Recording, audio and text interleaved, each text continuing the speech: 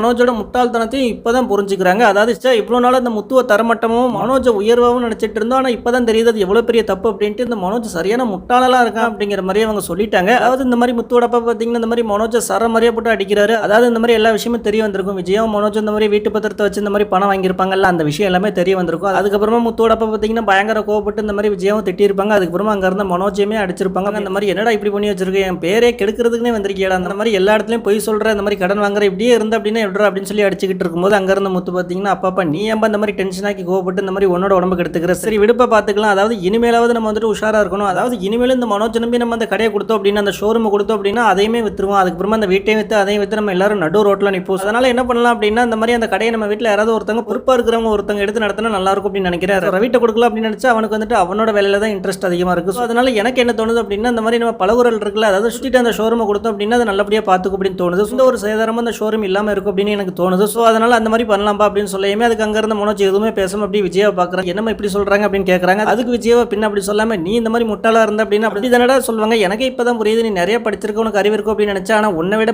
முத்துக்கு தான் அதிகமான அறிவு இருக்கு, நீ முட்டாள தாண்டா இருக்க அப்படிங்கிற மாதிரி சொல்லிட்டு மனோஜ் அப்படியே ஒரு மாதிரியா பார்த்துட்டு இருக்காங்க.